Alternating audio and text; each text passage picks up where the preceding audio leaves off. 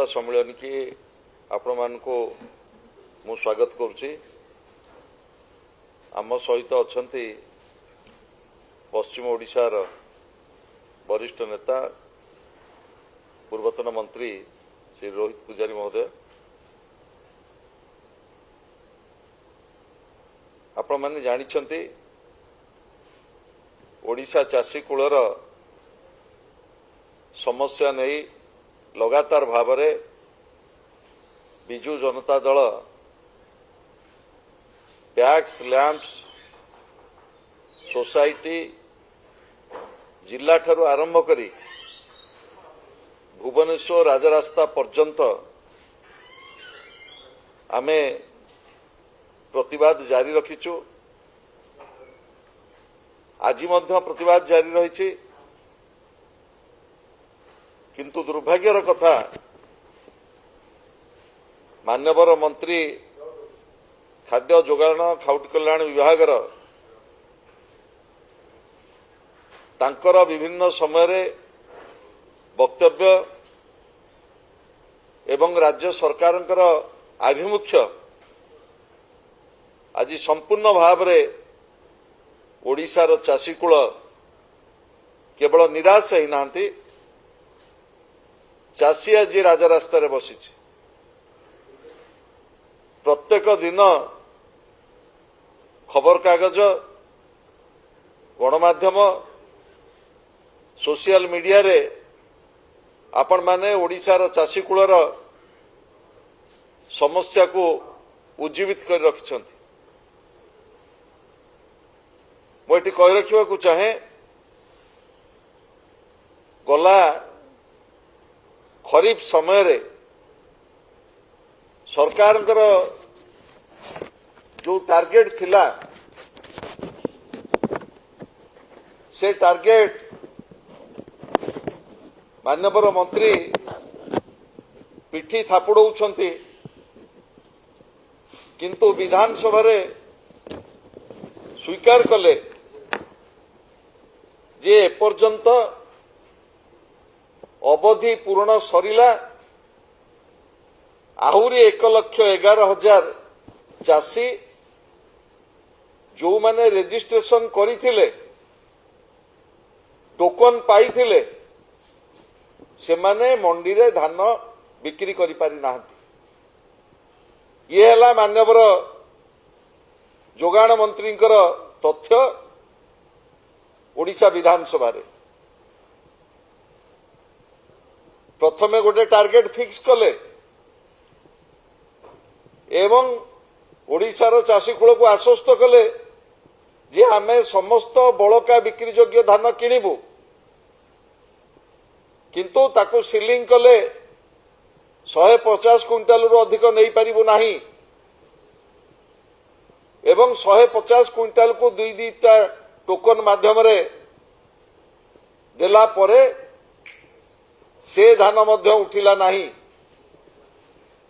एवं जो माने वैलिड टोकन पाइथिले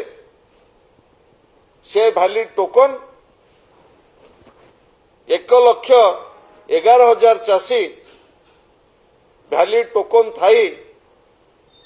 से माने धान बिक्री करि पारले नाही। आज आउ किछि घंटा परे चलित वर्ष खरीफ संग्रहर अवधि पूर्ण हब। आज है शेष तारीख एवं वर्तमान पर्यंत सरकार तथ्य मु आपण मान आगे दौली। कोरापुट, जयपुर, मालकानगिरी, कोलाहांडी, जाजपुर, भद्रक प्रत्येक जिल्ला रे दक्षिण ओडिशा रु पूर्व ओडिशा पर्यंत, पश्चिम ओडिशा रु उत्तर ओडिशा पर्यंत प्रत्येक जगार राजरास्ता रे चाषी बसी, किंतु सरकार निदा विष्णु। मुझे कही रखा चाहे गला काली जहाँ किछि किछि खबर कागज आसी जे आमे जहाँ चाषी बड़का धान अच्छी जहाँ टोकन आम देचु ताकू निश्चित संग्रह करूँ। मोर मान्यवर मंत्री ऊपर तो संपूर्ण भाव में कौन भरोसा नहीं। मो मान्यवर मुख्यमंत्री पाखरे ओडिशार चाषीकूल तरफ दाबी करुच्ची आज चलित वर्षर खरीफ धान संग्रह शेष दिन थिला बेले ए अवधि की आउ 15 दिन वृद्धि करा जाऊ जहा फल अंतत तमे जेतिकी जन को टोकन देच जेतिकी चाषी रेजिस्ट्रेशन करिसंती सेतिकी चाषी अंतत धान सरकारी व्यवस्था भितर देई परिवे। एवं मु आपण मानकु चलित रबी धान जो रेजिस्ट्रेशन प्रक्रिया किबळी भाबरे चाषी माने रेजिस्ट्रेशन करि परिबेनी सरकारी व्यवस्था भितर धान बिक्री करि परिबेनी सेथि पई जो व्यापक षडयंत्र सरकारी षडयंत्र व्यवस्थागत षडयंत्र आपण निजे देखुले किभली भाबरे सरकारी व्यवस्थागत अवहेला करा जाउची चाषी रेजिस्ट्रेशन करने पाई ई केवाईसी सैटेलाइट सर्वे एवं कृषिनामा फैमिली स्टेटस पंजीकरण पाई व्यापक भाव में एभली व्यवस्था करा जायछि जेमिति चाषीटीए पंजीकरण करि परिबो नाही। आपण माने शुणुले कलाहांडीर अवस्था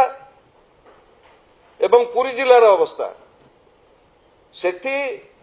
सेवा समवाय समितिर संपादक स्पष्ट भाव में कहउचंती 10 तारीख रु 25 तारीख थिला पंजीकरण आमर ट्रेनिंग दियागला 17 तारीख दिन 18 तारीख दिन तापरे फॉर्म दियागला एवं ये जो फॉर्म एते जटिल प्रक्रिया भितर हेतिला सेतुरो अधारू कम चाषी रेजिस्ट्रेशन करि पारले नाही। ये हला उपकूल ओडिशार चित्र एवं कलाहांडीर चित्र मध्य आपण देखिले। आपण माने भाबंतु ए ओडिशार चाषीकूलर समस्या पाई आमे बारंबार विजु जनता दल राजरास्ता को जाइछि एवं बैक्स टू लैम्प्स टू जिला पर्यंत आमे आंदोलन करछु किंतु दुर्भाग्यर कथा मंडी शेष हो गला आज हला शेष दिन किंतु वर्तमान पर्यंत आहुरी आमर 318 जोटा सरकार अप्रूव करथिले परचेज सेंटर धान क्रय केंद्र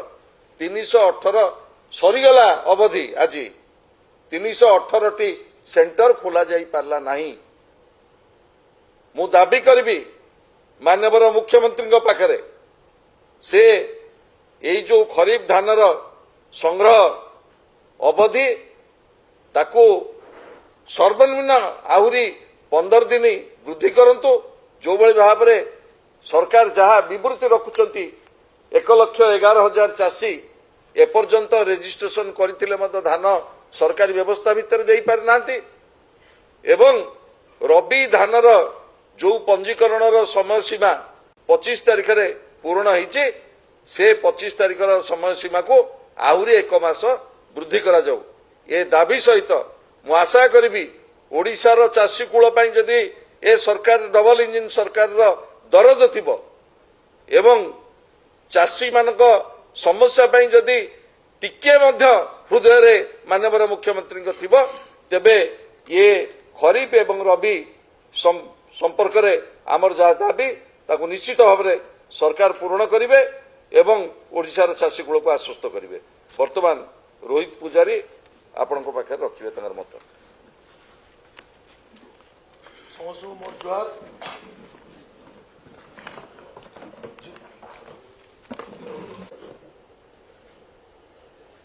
जितना प्यार तेरी बातों में था काश तेरे दिल में भी होता। यार माने हला ये जो डबल इंजिन सरकार जो बड़ी भाव में डबल धोखा नुहे